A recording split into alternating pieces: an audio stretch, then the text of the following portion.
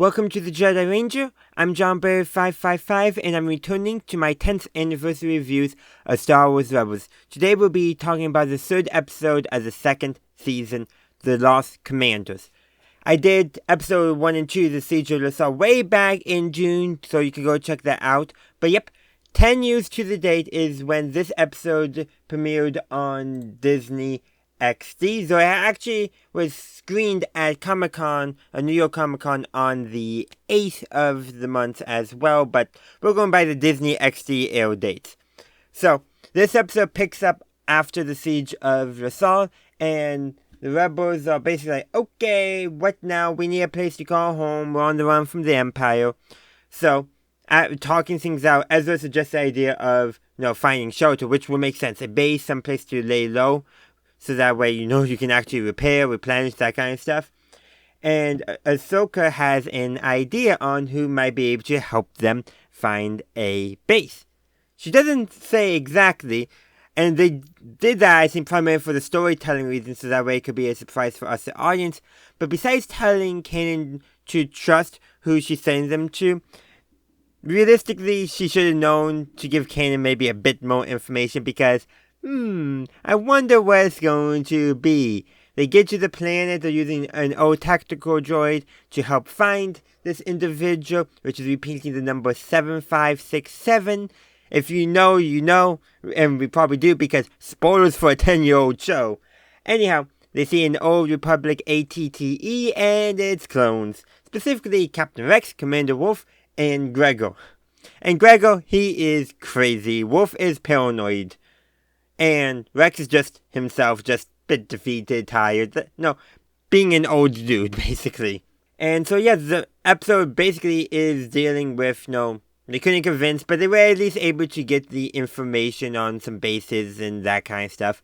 And then a probe droid discovers them. Wolf, in his paranoia of there being Jedi, sends a transmission to the Empire because he's afraid of the Empire. And that's exactly what the Empire wants. The Empire wants people to turn in people because of fear.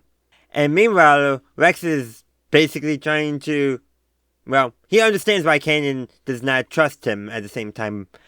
But yeah, there's a lot more to discuss, but that episode ends before the Empire arrives besides the probe droid, which strains him because it damages the Phantom. But let's actually get into almost what the episode is about, not just what the plot beats are. Essentially, the episode, which is finished up and going to be the next episode, but we have to wait till next week for that, is about, I would say, trauma, trust, that kind of stuff. But this episode also takes on a very different context since the Bad Batch. Seriously, the way we would have read this episode when it initially aired and the way we view it now is extremely different.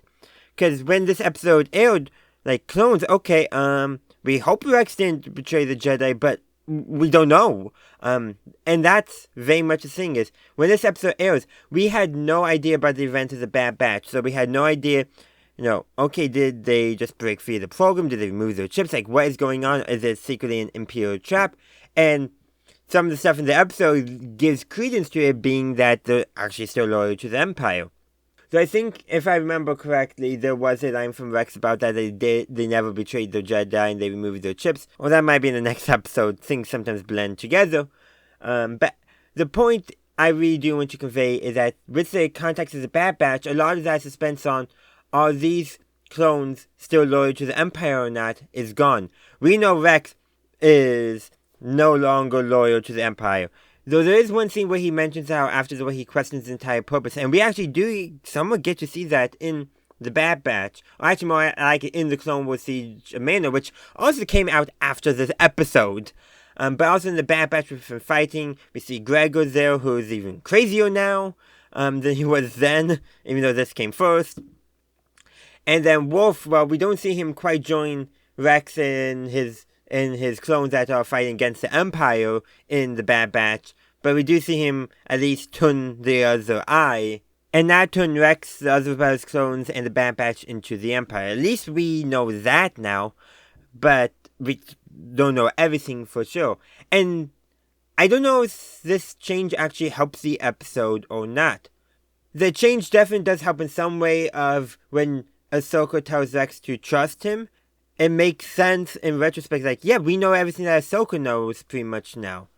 Ezra's blind naivete, trust, and all that is good in that, but that doesn't really affect, except for we say, yeah, he's right, canon. And honestly, I think if you view the changes that the new context that the Bad Batch and the end of the Clone Wars brings to this episode, it puts us more into Ahsoka's shoes and what she's telling Rex, and we're kind of like, hearing the story being told back to her and thinking like her, like, I told him to trust Rex, I told him. Meanwhile, beforehand, we were much more, I would say, in canon shoes for this. It's like, can we trust them or not? And I think from a storytelling perspective, the old way was the way we used to view the episode. I think definitely worked a little bit better. But with the added context now regarding the episode in the Bad Batch and in season 7 of the Clone Wars, does make the trust that Ahsoka is asking for more apparent, more understandable, if that makes sense. Again, it's a good, fun episode. I just wanted to take a moment really to reflect on how additional stories since this episode aired has impacted how we view the episode. It doesn't take away from the enjoyment of the episode, but it does impact how we understand the episode and what might have been intended by the people behind, the writers, the directors, the actors, all that. And I think they definitely more intended more of, is the trust going to be that Ahsoka's asking for going to be correct or not? And is Ezra's blind trust warranted, and is Kanan's distrust warranted? That's all, I think, a valid storytelling in what it was originally going for. But the new context has kind of made it that Kanan is clearly in the wrong, which is ultimately where the story will go in by the end of the next episode, but it does not take away from the fact that it's now more obvious on who's going to be learning the lesson in this episode. But that's what I got to say. I would love to hear your thoughts in the comment section down below. Thank you for watching my video. I do hope you enjoyed it. If you did, please be sure to give this video a like and share. Also, consider subscribing to my channel to stay up to date on all my latest content. In the meantime, thank you for watching, and as always, have a good day, a good night, wherever you are. May the Force be with you, always.